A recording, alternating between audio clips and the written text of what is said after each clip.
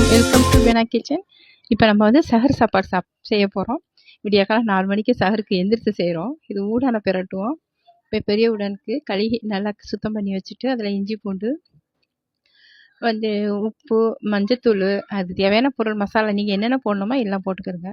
நான் போடுறது உப்பு மஞ்சத்தூள் மிளகாத்தூள் அப்புறம் வந்து லைட்டாக எலுமிச்சம்பழம் லைட்டாக ஜூஸ் ஊற்றிக்கிறங்க. ஊற்றி எல்லாம் போட்டு பிரட்டி வச்சுக்கிடுவேன். இது கொஞ்சம் போல் கார்ன்ஃப்ளவர் மாவும் அரிசி மாவும் கலந்து எல்லாம் போட்டு பிரட்டி கொஞ்சம் போல் கருவேப்பிலை போட்டு நல்லா பிரட்டி கொஞ்சம் நேரம் வச்சுருங்க. ஒரு 10 நிமிஷம் வச்சுருங்க. 10-15 நிமிஷம் வச்சுருங்க.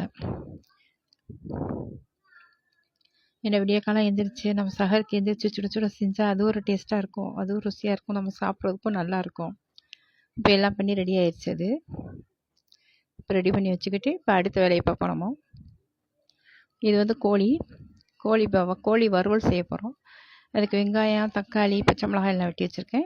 சட்டி அடுப்பில் காய வச்சு அதில் வந்து முதல்ல வெங்காயத்தை போட்டு நல்லா பொரிச்சு எடுத்துக்கிடலாம். தேவையான அளவு நான் தேங்காய் எண்ணெய் ஊற்றினா இன்னும் நல்லா வாசமாக இருக்கும், நல்லாயிருக்கும். அந்த வறுவலுக்கு நான் தேங்காய் எண்ணெய் தான் ஊற்றிருக்கிறேன். வெங்காயம் போட்டேன். வெங்காயம் நல்லா செவக்க விட்டுறலாம். வெங்காயம் நல்லா கொஞ்சம் ஏசா உப்பு போட்டு நல்லா வதக்க விட்டுருங்க.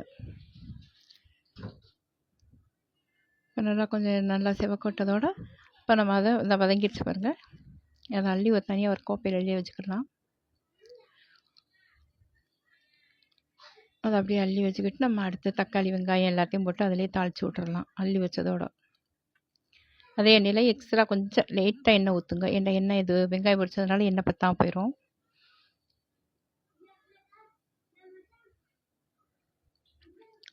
ஓகே, எல்லாம் அள்ளியாச்சு.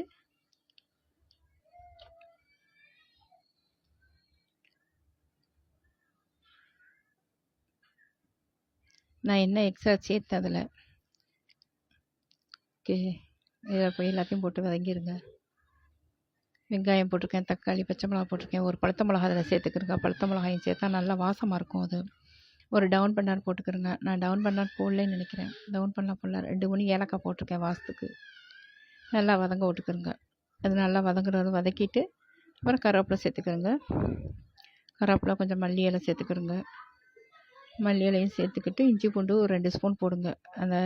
அந்த ஸ்பூன்லேயே 2 ஸ்பூன் இஞ்சி பூண்டு எல்லாம் போட்டு நல்லா வதக்கிடுங்க.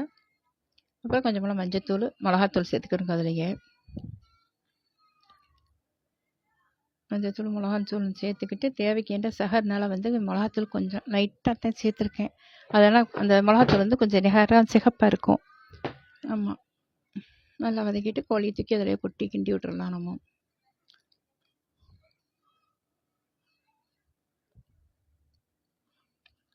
ரெடி ஆயிடுச்சு. இப்போ அது கோழி அதிலே போட்டுடலாம். கோழியை போட்டு கொஞ்சமாக உப்பு சேர்த்துக்கிறோங்க. அதில் உப்பு சேர்த்து நல்லா கிண்டி விட்டு ஒரு 1/2 கிளாஸ் தண்ணி ஊற்றுங்க. ஏன்டா கோழி தண்ணி விடும். அதனால் வந்து 1/2 கிளாஸ் தண்ணி ஊற்றி அது வேகிற அளவுக்கு கொஞ்சமாக தண்ணி ஊற்றி நீங்கள் கொஞ்சம் நேரம் சிம்மில் வச்சு விட்டு கொஞ்சம் சிம்மில் வெந்ததோடு என்ன செய்கிறோம், நம்ம கொஞ்சம் வேகமாக கொஞ்சம் நெருப்பு வச்சு விட்றோம். அதில் கொஞ்சமெல்லாம் இது கறி மசாலா நாங்கள் சொந்தமாக செய்கிறது. ஆமாம், நாங்கள் அது வியாபாரத்துக்கும் செய்கிறோம், விற்கிறதுக்கும் செய்கிறோம். இது வந்து கொஞ்சம் கசகசா தேங்காய் பூ முந்திரி பாதாம் எல்லாம் சேர்த்து அரைச்சி வச்சுருப்பேன். அதையும் போட்டேன்னா கறி இன்னும் நல்லா டேஸ்ட்டாக இருக்கும். ஆமாம், அது நல்லா கிண்டி விட்டு நல்லா வேக வச்சிடலாம்.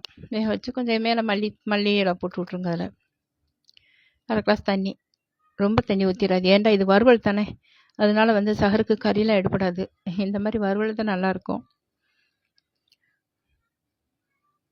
போட்டு நல்லா மூடி வச்சு அது நல்லா வேகிற அளவு நல்லா குக் பண்ணுற அளவு நுக்கானதோடு நம்ம வந்து கடைசியாக வந்து நம்ம அதை நெருப்பை வேகமாக வச்சு நம்ம இது பண்ணிடலாம். இங்கிட்டு வந்து இது பருப்பு நல்லாயிருக்கும் சஹருக்கு. அந்த ரசம் பருப்பு இந்த கோழி பரட்டல் இதற்கு சூப்பராக இருக்கும்ட்டு பருப்பு வேக வச்சுட்டேன். நல்லா வேக வச்சு அதில் கொஞ்சமாக மஞ்சத்தூள் போட்டு நல்லா வேக வச்சுக்கிறோங்க.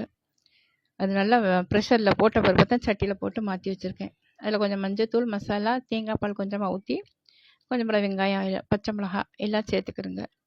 அது நல்லா வெந்ததோடு அதுக்கு ஒரு தாளி போட்டுடலாம். இது கொஞ்சம் நேரம் வேக வச்சுருங்க. அந்த மசாலா போடுறது அர்த்தியும் உப்பு போட்டு நல்லா பார்த்துக்கிறோங்க. ஓகே, அதுக்கு ஒரு தாளி போட்டுடலாம். கொஞ்சமாக தாளிப்பு நார்மல் தான். எண்ணெய் ஊற்றி கடுகு காஞ்ச மிளகா கருவேப்பிலை வெங்காயம் எல்லாம் போட்டு அதை தாளித்து அதை தூக்கி அதில் ஊற்றி ஒரு கிண்டி கிண்டி விட்டு அப்படியே வச்சிடலாம். அதையும் இப்போ எல்லாம் அது ரெடி ஆயிடுச்சு. ஏன்னா நம்ம விடியக்காலம் இந்த சமைக்கிறது அது ஒரு டேஸ்ட்டாக இருக்கும், நல்லா இருக்கும் சாப்பிட்றதுக்கு. நைட்டு முந்தேரம் செஞ்சு வைக்கிறத விட விடியக்காலம் இந்த சமைக்கிறது அது ஒரு டேஸ்ட்டாக இருக்கும்ல, அதுக்கு தான். இப்போ ரெடி ஆயிடுச்சு, பருப்பு ரெடி ஆயிடுச்சு பாருங்கள். அதை எடுத்து அப்படியே வச்சிடலாம். இது வந்து ரசத்துக்கு இடுக்கல்ல மிளகும் ஜீரகம் போட்டு வச்சுருக்கேன். வெங்காயம், தக்காளி, பச்சை மிளகா, கருவேப்பிலை, மல்லி இது எல்லாத்தையும் ஒரு நை நச்சு விட்டுறலாம். ஆமாம், அது எல்லாம் ரெடி ஆயிடுச்சு பாருங்க. இது வெங்காயத்தை தூக்கி போட அந்த கோழி பிரட்டலில் வந்து வெங்காயம் பொரிச்ச வெங்காயத்தையும் மல்லி இலையும் போட்டு ஒரு கிண்டி கிண்டி இறக்கி ஆஃப் பண்ணிடலாம். நம்மகிட்ட தான் இது ரெடி ஆயிடுச்சு, கோழியும் ரெடி ஆயிடுச்சு. அடுத்து ரசத்துக்குள்ளே அது பார்த்துடலாம்.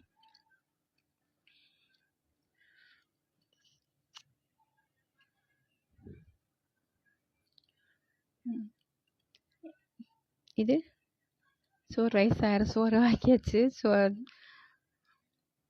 ரசத்துக்கு சட்டியில் கொஞ்சமாக லைட்டாக எண்ணெய் ஊற்றி அது எண்ணெய் காயவும் கடுகு வெங்காயம் காஞ்ச மிளகாய் எல்லாம் போட்டுக்கிறோங்க. இது எல்லாத்தையும் நச்சிட்டேன் பாருங்கள். தேவையான அளவு லைட்டாக புளி ஊற்றிக்கிறோங்க. ரொம்ப சாருக்கு புளி நல்லா இருக்காது. இது தக்காளி ரசம் தான். ஆமாம், அது எண்ணெய் காஞ்சதோட காஞ்ச மிளகாய் வெங்காயம் எல்லாத்தையும் போட்டு அதை தாளித்து விட்ருங்க. தாளித்து அந்த ரசத்தையும் தூக்கி அதில் ஊற்றி விட்டுடலாம். நல்லா மல்லி வெங்காயத்தையும் நிறைய சேர்த்து சூப்பராக இருக்கும் ரசம் விடியக்காலம் சாப்பிட்றதுக்கு. ரசம் ரெடி ஆயிடுச்சு. ஓகே, உப்பு போட்டு நம்ம இறக்கிடலாம். இறக்கையில் கொஞ்சம் வேலை மல்லி இலையை கடைசியாக போட்டு இறக்குங்க. நக்கையிலே மல்லி இலை போடுங்க, இறக்கையிலே மல்லி இலை போடுங்க, நல்லா வாசமாக இருக்கும். மல்லி இலையும் வெங்காயம் எவ்வளோ கொடுக்குறீங்களா, கருவேப்பிலையும் அவ்வளோக்கு அவ்வளோ நல்லாயிருக்கும். இப்போ இங்கிட்டு வந்து இது ஒரு ஆள் பொரிப்போம். ஊடான எண்ணெய் சூடாயிடுச்சு. பரட்டி வச்ச ஊடான இதை பொரிச்சு எடுத்துடலாம். இந்த சஹர் வந்து 21வது சஹர் இது இன்ஷால்லா. இதை செஞ்சு முடிக்கிறதுக்கு எனக்கு கரெக்டாக ஒரு 1.25 மணி நேரம் ஆச்சு. 4 மணிலேருந்து ஒரு 5.25 மணி ஆயிடுச்சு. ஆமாம், எல்லாம் சூடாக செஞ்சு முடிக்கிறதுக்கு. இது ஒரு தேத்தண்ணி பால் ஃப்ரெஷ் மில்க் ஃபார்ம் பால் வாங்கி அது ஒரு தேத்தண்ணி போட்டு இப்போ பாலை ஊற்றியாச்சு. பாலை ஊற்றி அதில் தேவையான அளவு தண்ணி சேர்த்து நீங்கள் டீத்தூள் சீனி எல்லாம் போட்டு கலக்கி ஒரு டீயை போட்டு விட்ற வேண்டியதை. இது ஒரு ஆள் ரெடி ஆயிடுச்சு, ஊடான் ரெடி ஆயிடுச்சு. ஊடான் அள்ளிடலாம் இங்கிட்டு. ஓகே, சின்ன பிள்ளைலாம் நோன்பு வைக்கிறதுனால இந்த மாதிரி ஊடான்லாம் நம்ம சூடாக பொரிச்சு கொடுத்தோம்னா அது ஒரு நல்லாயிருக்கும். நல்லா சாப்பிடுங்க, விரும்பி சாப்பிட்றதுக்கு அதுகளுக்கு ரொம்ப விருப்பமாக இருக்கும்.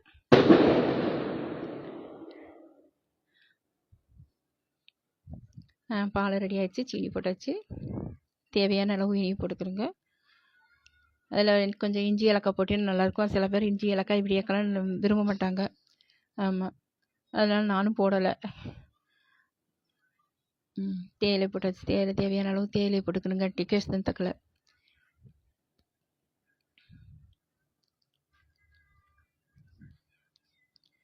ஓகே, இப்போ பால் கொதிச்சிருச்சு. சூப்பரான டீ ரெடி ஆயிடுச்சு, தேத்தண்ணி ரெடி ஆயிடுச்சு பாருங்க. இதை வடிகட்டி ஒரு கோலையில் ஊற்றிடலாம். அதை இப்போ தேத்தண்ணி ரெடி ஆயிடுச்சு. ஓகேவா, இப்போ ஒரு சின்ன டம்ளரில் ஊற்றிடலாம், கிளாஸில் ஊற்றிடலாம். உங்களை அப்படியே சாருக்கு சாப்பிட்டுட்டு அந்த தேத்தண்ணியை சுட சுட குடிக்கிட்டு நம்ம நோம்பு நியத் பண்ணுறதுக்கு இன்ஷால்லா நல்லாயிருக்கும். சாப்பாடு ரெடி சோறு கோழி பிரட்டல் கோழி வறுவல் ரெடி ஆயிடுச்சு. ரசம் ரெடி ஆயிடுச்சு.